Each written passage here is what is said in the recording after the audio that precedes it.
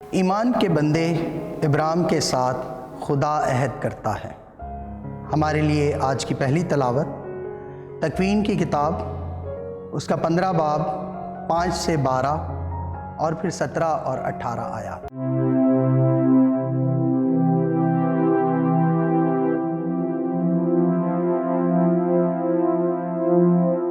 اس وقت خدا ابراہیم کو باہر لے گیا اور کہا کہ آسمان کی طرف نگاہ کر اور ستاروں کو گن اگر تو انہیں گن سکے۔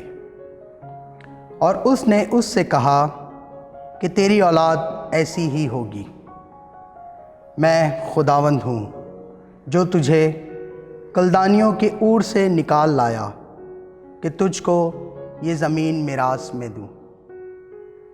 اور اس نے کہا کہ اے خداوند خدا، میں کیوں کر جانوں کہ میں اس کا وارث ہوں گا؟ اور خداوند نے جواب دے کر کہا کہ 3 برس کی ایک بچیا اور 3 برس کی ایک بکری اور 3 برس کا ایک مینڈا اور ایک کمری اور ایک کبوتر کا بچہ میرے واسطے لا۔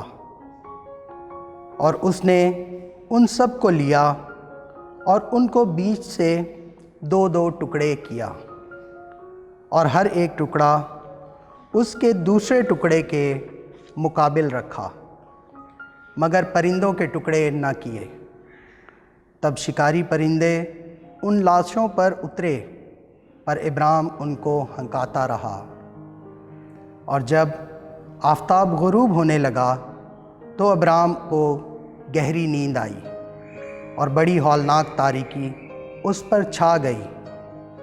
اور جب سورج ڈوبا اور اندھیرا ہو گیا تو دیکھو ایک تنور جس سے دھواں اٹھتا تھا اور ایک جلتی مشعل ان ٹکڑوں کے بیچ میں سے گزری۔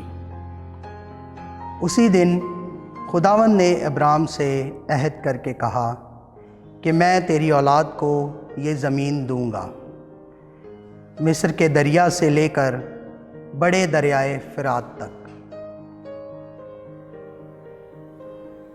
پاک کلام کے پڑھے اور سنے جانے پر خدا کی برکت ہو، خدا کا شکر ہو۔ جماعتی جواب: خداوند میرا نور اور میری نجات ہے۔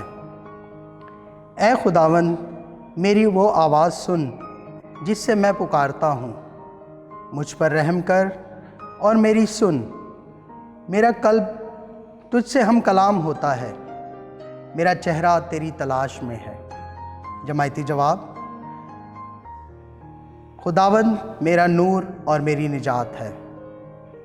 اے خداوند، میں تیرے دیدار کا طالب ہوں، اپنا چہرہ مجھ سے نہ چھپا، اپنے خادم کو غضب میں دفع نہ کر۔ تو میرا مددگار ہے، مجھے ترک نہ کر۔ جماعتی جواب: خداوند میرا نور اور میری نجات ہے۔ مجھے یہ یقین ہے کہ میں زندوں کے ملک میں خداوند کا فیض دیکھوں گا۔ خداوند کا منتظر رہ، مضبوط ہو، تیرا دل باہمت ہو، خداوند کا منتظر رہ۔ جماعتی جواب: خداوند میرا نور اور میری نجات ہے۔ مسیح ہمارے بدنوں کو بدل کر اپنے جلالی بدن کی صورت پر بنائے گا۔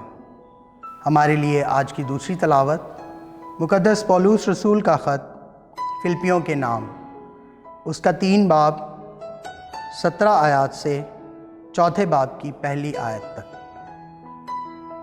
اے بھائیو، تم میرے ساتھ مقلد ہو اور ان لوگوں پر غور کرو جو اس نمونے پر چلتے ہیں جو ہم میں دیکھتے ہیں، کیونکہ بہتیرے ایسے ہیں جن کا ذکر میں نے تم سے بار بار کیا ہے، اور اب بھی رو رو کر کہتا ہوں کہ وہ اپنے چال چلن سے مسیح کی صلیب کے دشمن ہیں۔ ان کا انجام ہلاکت ہے، ان کا خدا پیٹ ہے، ان کا فخر ان کی شرمناک باتوں پر ہے۔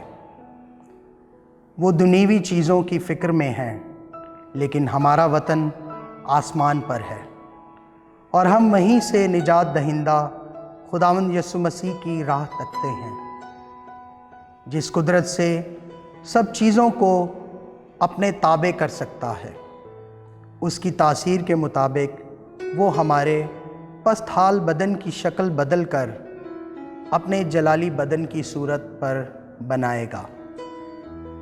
اس واسطے اے میرے پیارے بھائیوں، جن کا میں مشتاق ہوں، جو میری خوشی اور تاج ہو، اے پیارو، خداوند میں اسی طرح قائم رہو۔ پاک کلام کے پڑھے اور سنے جانے پر خدا کی برکت ہو، خدا کا شکر ہو۔